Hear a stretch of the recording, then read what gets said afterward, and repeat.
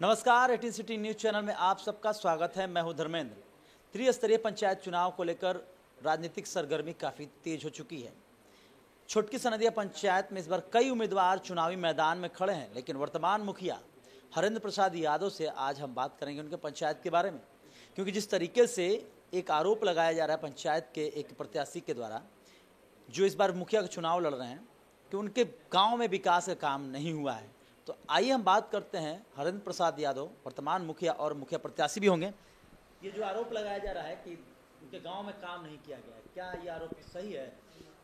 देखिए, जो हमारे पंचायत की बात है, पहले नंबर मैं उस प्रत्याशी को बताने देना चाहता हूं कि कोई भी मुखिया प्रत्याशी होता है उसका किसी गांव से मतलब नहीं होता, पूरे पंचायत से मतलब होता है। उसका पूरे पंचायत वो उसका गाँव होता है।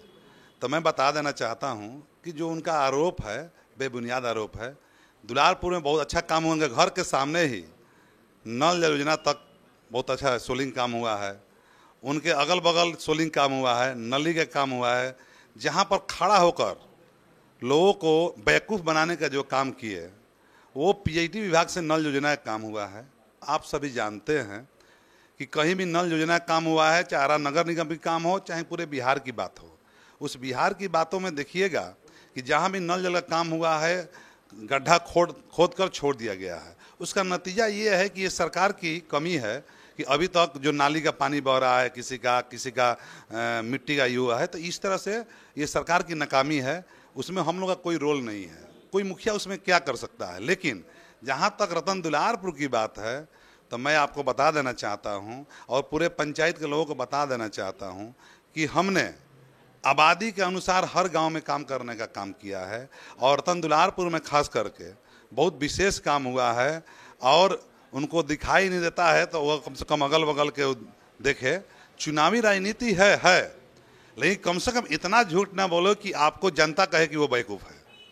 तो यानी जो नल जल की जो बातें की जा रही है तो नल जल की मुखिया का अधीन नहीं है, तो ऐसे में तो लोगों को सरकार के विरोध में आवाज़ उठाना चाहिए।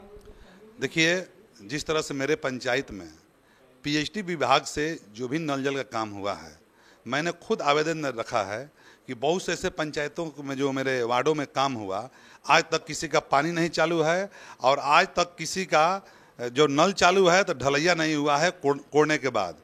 तो मैं खुद उस पर आवाज़ उठाया हूं और विपक्षी को समझना चाहिए कि कहाँ आवाज़ उठाना चाहिए, कहाँ बोलना चाहिए। ये तो अब तो ये बात हो गई कि कुछ मुद्दा मेरे खिलाफ नहीं मिल रहा है, ना व्यवहार का मुद्दा मिल रहा है, ना चरित्र का मुद्दा मिल रहा है, ना विकास का मुद्दा मिल रहा है, ना ईमानदारी का मुद्दा मिल रहा है। तो मुद्दा अपना खोया जा रहा है कि लोगों को बेवकूफ़ बनाने के लिए, और कुछ बात नहीं। क्या लोग इस तरीके का जो आरोप लगाया जा रहा है, कहने का मतलब है कि ये इस तरीके का योजना है वो लोगों तक नहीं पहुंच रहा है, तो क्या ये केवल राजनीतिक मसला है या वाकई में कुछ ऐसा है? देखिए, बिल्कुल ये राजनीतिक मसला है। चुनाव आया हुआ है। मैं ऐसे प्रतिनिधियों जो प्रत्याशी बनने जा रहे हैं, प्रतिनिधि की बनने का शौक रख रहे हैं, पिछले 5 वर्ष वो कहाँ थे?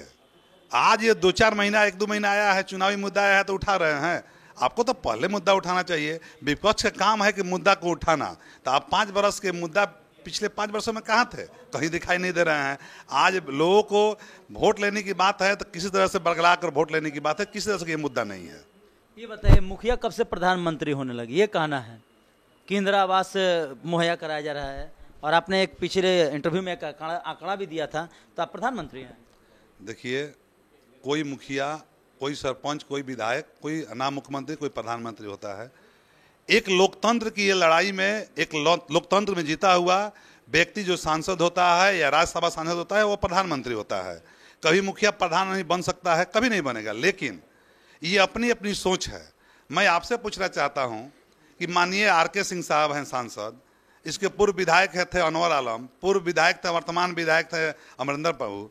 चाहे जितने भी योजना चलती है तो बताइए, सभी लोग कहते हैं कि अमरिंदर बाबू का बनाया हुआ है, ये अनवर आलम का बनाया हुआ है, ये राजकुमार सिंह आर.के. सिंह का सांसद का बनाया हुआ है। तो इसमें वो क्या कहते हैं कि उनका नहीं बनाया हुआ है? कोई भी जनप्रतिनिधि जो होता है अपने घर से किसी का पैसा नहीं लगता है, वो घर किसी का पैसा नहीं होता है। लेकिन जो विकास होता है, विकास का जो उसका जो लगता है पैसा, उसका फंड से लगता है। तो सारे लोग कहते हैं कि मैंने करवाया है, चाहे आर.के. सिंह करवाए हैं, चाहे अमरिंदर बाबू करवाए हैं, चाहे अनवर आलम करवाए हैं, चाहे जो माननीय विधायक हैं, जो मुखिया हैं, प्रतिनिधि हैं, वो काम कराए, चाहे वार्ड सदस्य कराए हैं, ये उनकी नाम होती है। अब अगला व्यक्ति को इतना ही बुझा रहा है कि कोई प्रधानमंत्री बन गया, कोई हो रहा है, तो ये सब राजनीतिक स्टंट है। और कोई भी मैं कभी प्रधानमंत्री बन ही नहीं सकता हूँ। मैं तो पहले एक ख्वाब भी नहीं देखा था कि मैं मुखिया बन जाऊंगा, लेकिन लोगों का जन समर्थन मिला, लोगों ने कहा, मैं उठा और मैंने इस इलेक्शन में, चुनाव में पिछला बार उठा और उसके अलावा लोगों ने हमको मान सम्मान दिया, जिसके साथ जो मेरा सामाजिक जो सरकार था उसके बिहाफ में देखते हुए हमको लोग मुखिया बनाया। एक बात और है कि पंचायत चुनाव नज़दीक है और काफ़ी नए नए उम्मीदवार भी हैं, या तो कई लोग ऐसे हैं कि जिनका कोई राजनीतिक करियर नहीं रहा हो, वो भी चुनावी मैदान में हैं। बहुत बड़े बड़े वायदे भी किए जा रहे हैं, लोगों को समझाया भी जा रहा है कि वर्तमान में इस तरीके का, आने वाले दिनों में इस तरीके का हो सकता है। क्या मतलब कि जो लोग चुनाव लोगों को अपनी ओर आकर्षित या ध्यान आकर्षित करने के लिए इस तरीके की जो बात करते हैं, उसके बारे में क्या कहेंगे? देखिए, सबसे बड़ी बात है कि चुनाव आता है, मैं कई चरण में चुनाव देखा हूँ, और हम लोग का भी 24 नवंबर का चुनाव है आरा प्रखंड की। मैं बहुत से ऐसे लोग आते हैं पंचायत के चुनाव में, खासकर सनदिया पंचायत में एक दुर्भाग्य की बात है कि 5 वर्ष कोई किसी समाज में घूमने फिरने वाला नहीं है, समाज में कुछ बोलने वाला नहीं है, समाज में क्या मुद्दा है उठाने वाला नहीं है, और कुछ भी करने वाला नहीं है। उसके बाद चुनाव में खड़ा हो जाता है और लोगों को जिस तरह से बातें बोल कर वोट लेने का प्रयास करता है। तो जनता आज के डेट में बेवकूफ़ नहीं रह गई है। जनता ये समझ रही है कि 5 वर्ष सेवा करने वाला कौन व्यक्ति है, कौन कौन क्या करता है। इसी कड़ी में मैं अपना चुनावी मुद्दा बनाया हूं कि किसी को वोट देने से पहले जो पुराने प्रतिनिधि थे, वो आपके बारे में क्या, उनका व्यवहार कैसा रहा, उनका चरित्र कैसा रहा, ईमानदारी से काम किए कि नहीं, आवास में पैसा लिए कि नहीं, राशन कार्ड हर महीने बंटवाए कि नहीं, ये सारा मुद्दा उन पर है।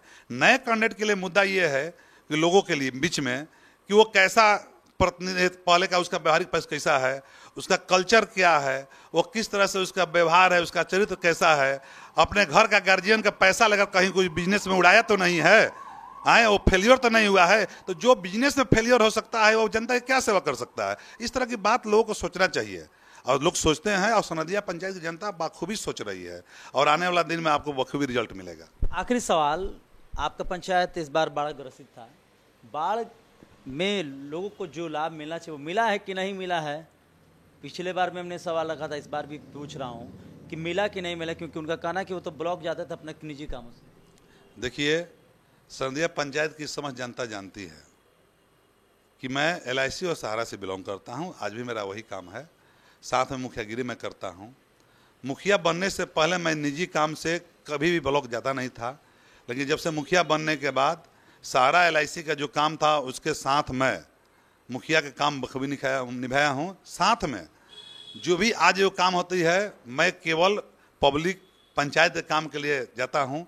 अब किसी को मुद्दा मिल रहा है कि अपने काम, मेरा अपना काम क्या हो सकता है, मेरा अपना काम, आप ही एक जनप्रतिनिधि का पर्सनल काम क्या हो सकता है, कोई भी जनप्रतिनिधि हो उसका पर्सनल काम क्या हो सकता है, उसका काम होता है पंचायत की काम, और पंचायत के निवर्तक मैं जाता हूँ। रही बात बाढ़ राहत की, तो बाढ़ राहत में आप सभी जानते हैं कि हम लोगों ने मुद्दा उठाया था कि बहुत से बाढ़ में ऐसा लिस्ट में नाम जो हम लोग 2019 में बना कर देने का काम किया था, मास्टर लोग उसको सर्वे करने का काम किया था, और काम करने के बाद भी कुछ लिस्टों में मैंने ऑफिस के माध्यम से छोड़ दिया गया था।